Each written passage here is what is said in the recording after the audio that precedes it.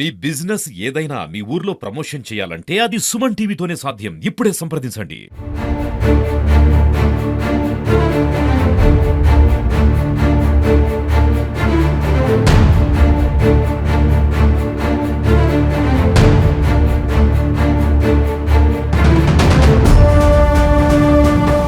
So Khammam నగరంలో ఇప్పుడు కనీ విని ఎరగని రీతిలో అపార నష్టం జరిగింది. వేల ఇళ్లన్నీ కూడా వరద నీటిలో చిక్కుకుపోయాయి. కట్టుబట్టలతో చాలామంది వేల మంది నిరాశ్రులయ్యారు. అయితే అధికారులు వెంటనే సహాయక చర్యలు అందిస్తున్నారు. క్షేత్రస్థాయిలో ఎక్కడైతే డ్యామేజ్ అయినటువంటి ఏరియాస్ ఉన్నాయో ఆ ఏరియాకి నేరుగా అధికార బృందం వస్తుంది. ముఖ్యంగా జిల్లా కలెక్టర్ ప్రస్తుతం ఆయన క్షేత్రస్థాయిలో ఎక్కడికక్కడ ఎలాంటి డ్యామేజ్ జరిగిందనేటువంటి ఒక అంచనాకు రాబోతున్నారు. ముందుగా సహాయక చర్యలు అంటే ప్రస్తుతం పునరావాస కేంద్రాల్లో ఉన్నటువంటి వారికి ఎలాంటి సహాయం అందిస్తారు, ఆర్థిక సహాయం ఎలా అందిస్తారు, నేరుగా ఆయన మాటలు అడిగి తెలుసుకున్నారు. సార్, మొత్తం ఇప్పటి వరకు ఖమ్మం నగరం కావచ్చు, పాలేరు కావచ్చు, ఎంత డ్యామేజ్ అయింది అనేటువంటి ఒక అంచనాకి ఏమైనా రావడం జరిగింది? ఏదేదైనా కానీ మొదటి మనం గమనించాల్సింది 40 సంవత్సరాలు లాని వరదలు ఇవి. దాని తగిన డ్యామేజ్ కన్నా మేము అనుకున్న అంచనా కన్నా తక్కువైంది. సో దీని వీఆర్ థ్యాంక్ఫుల్ ఫర్ దిస్. ప్రత్యేకంగా ప్రాణాలని కాపాడగలిగాం. ఫస్ట్ స్టెప్ని సక్సెస్ఫుల్గా చేయగలిగాం. రెండోది ఇప్పుడు 2 రోజులు అయింది కాబట్టి వర్షాలు తగ్గి ఈరోజు ఫస్ట్ డే మా క్లియర్ స్కైస్ ఉన్నాయి. ఫస్ట్ ఇప్పుడు మేము ఫోకస్ చేయాల్సింది శానిటేషన్ అండి. శానిటేషన్ గురంగా మేము వార్డుగా తిప్పించి ఇప్పుడు కుప్పలు లేపి ఇంటి శుభ్రత గురించి మేము ఆలోచిస్తూ ట్యాంకర్లు పెట్టి శుభ్రత చేయించడానికి మేము చేస్తూ పోతున్నాం. మీరు అడిగింది నష్టం గురించి. పొద్దున్నుంచే 45 బృందాలని మేము దింపడం జరిగింది. ఈ 45 బృందాలు ఇంటింటికి వెళ్ళి నష్టాన్ని నమోదు చేయడం జరుగుతుంది. నష్టం నమోదైన తర్వాత రెండో ప్రక్రియ నష్టపరిహారం అందించడం. సాయంత్రం కల్లా నష్టం తేలిన తర్వాత నష్టపరిహారం కూడా ఖాతాల్లో డైరెక్ట్గా మేము డీబీటీ ద్వారా కొట్టించడానికి ఒక ప్రక్రియ పెట్టుకోవడం జరుగుతుంది. ఏదైనా కానీ ఇప్పుడు వరదలు రిసీడ్ అయిన తర్వాత ఆరోగ్యాన్ని కాపాడే సమయం వస్తుంది కాబట్టి ప్రతి వార్డులో మన ఎఫెక్ట్ అయిన వార్డ్స్లో రిలీఫ్ క్యాంప్స్లో హెల్త్ క్యాంపులు పెట్టించడం జరుగుతుంది. ఇంటింటికి ఆశాలను తిప్పించి ఫీవర్ల గురించి కనుక్కొని పిల్లల ఆరోగ్యం గురించి కనుక్కొని అక్కడే మందులు ఇవ్వడానికి ఒక ప్రక్రియను పెట్టుకోవడం జరుగుతుంది. సెకండ్ ఛాలెంజ్ మాది కరెంట్ రెస్టోరేషన్, వాటర్ రెస్టోరేషన్. ఈ రెండింటిపైన కూడా దృష్టి సాధించడం జరిగింది.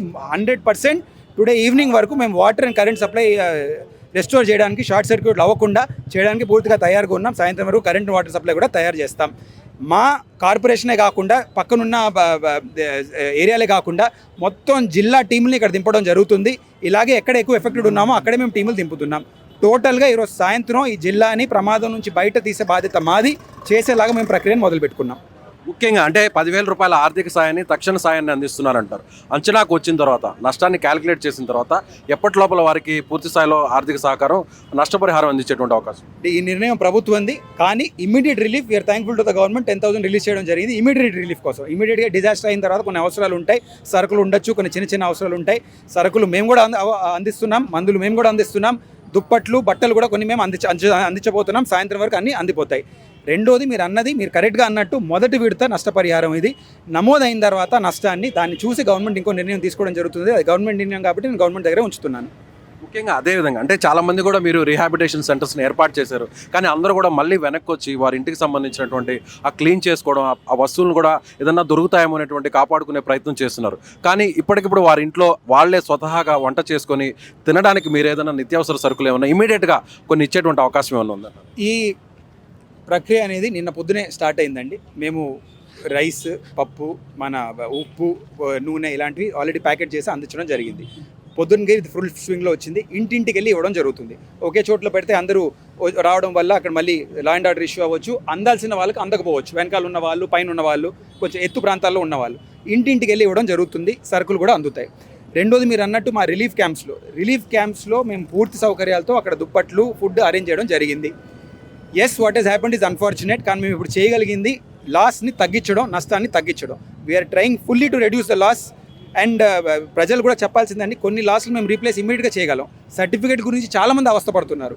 సర్టిఫికేట్లు అన్నీ మేమే ఒక వారం తర్వాత క్యాంప్ పెట్టుకొని ప్రజలు తిరగకుండా కలెక్టరేట్లో ఒక క్యాంప్ పెట్టుకొని వాళ్ళు ఉన్న ఆధార్ నంబరు ఏదో ఒక కాగితం తీసుకొని మిగతా సర్టిఫికేట్ అని అందించే బాధ్యత మాది. ఇంటికి వెళ్ళి మేము సర్టిఫికేట్లు అందించి వస్తాం బయటికి. So this is the assurance we're giving ప్రజలందరికీ మీ ద్వారా ఈ సమాచారం కూడా. మీరు చెప్పినట్టుగా చాలామంది కూడా మా దృష్టికి తీసుకొచ్చారు. డాక్యుమెంట్స్ పోయాయి, సర్టిఫికేట్స్ పోయాయి, అలాగే చదువుకున్నటువంటి విద్యార్థులకు సంబంధించిన పూర్తి ధృవీకరణ పత్రాలు కావచ్చు, ఆధార్ కార్డులు కూడా పోయాయి అంటారు. అలాంటి వారికి ఎప్పటి నుంచి మీరు క్యాంప్స్ పెట్టి మళ్ళీ తిరిగి రిస్టోర్ చేసే అవకాశం? ఫస్ట్ స్టెప్ ప్రాణాలను కాపాడడం, రెండో స్టెప్ ఆర్థిక నష్టాలని తగ్గించడం, మూడో స్టెప్ ఆరోగ్యాన్ని కాపాడడం, నాలుగో స్టెప్ పోయిన ఆస్తిని, పోయిన డాక్యుమెంట్ని రిటర్న్ చేయడం. మనం ఈ థర్డ్ స్టెప్ ఆఫ్టర్ ఇంటిలో పెట్టిన తర్వాత శుభ్రంగా ఆరోగ్యాన్ని కాపాడుకున్న తర్వాత fourth step with in 1 week వాతావరణం చల్లారాలి, ప్రాంతం కూడా కొంచెం చల్లారాలి. దాని తర్వాత ఒక వారం లోపల అక్కడే క్యాంపులు పెట్టుకుంటాం. క్యాంపులోనే అన్ని శాఖలను పిలిపించి అక్కడ సర్టిఫికేట్లు ఇప్పించి ఇంటికి మేము డెలివరీ చేయిస్తాం. ఒక వారం లోపల చేసే పని. ఫైనల్గా నష్టం అయితే జరిగిపోయింది. వేల మంది నిరాశ్రయులయ్యారు, రోడ్డు మీద పడ్డారు. కట్టుబట్టలతో అందరూ కూడా పిల్లా పాపలతో రోడ్డు మీదకి వచ్చినటువంటి పరిస్థితి. వారిలో ధైర్యం నింపడం కోసం ఒక జిల్లా కలెక్టర్గా మీరు ఇచ్చేటువంటి భరోసా ఏంటి, మీరు ఇచ్చేటువంటి సూచన ఏంటి? అయింది, ఎందుకు అయింది, ఎలా అయింది అనేది రెండో అంశం అండి. మొదటిది మేము కావాల్సింది మిమ్మల్ని అందరినీ మీ ఇంటిలోకి తీసుకెళ్ళి ప్రాణాలు కాపాడడం. రెండోది ఇంటికి తీసుకెళ్ళి మిమ్మల్ని మీ ఇంట్లో శుభ్రపరిచి మీ ఆరోగ్యంతో పెట్టడం. అది రెండో ప్రక్రియ మేము మొదలు పెట్టబోతున్నాం. అధికారులు నిరంతరంగా తిరుగుతూ ఉంటారు, మీతో సమన్వయం చేస్తారు. ఎంత సన్న వీధి ఉన్నా, ఎంత వెనకాల ఉన్న వీధి ఉన్నా మీ ఇంటికి వచ్చి మీతో మాట్లాడి మేము పరిహారం అందించడానికి ఒక ప్రక్రియ పెట్టుకున్నాం. మేము మీతో ఉన్నాం, మీ అండగా ఉన్నాం.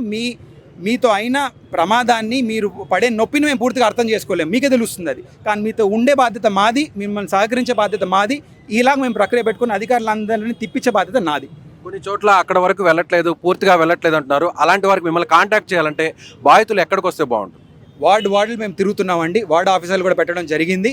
వాళ్ళకి సమాచారం అందితే నా వరకు అందుతుంది. నేను కూడా స్వయంగా తిరగడం జరుగుతుంది. మా మున్సిపల్ కమిషనర్ గారు కూడా తిరుగుతున్నారు.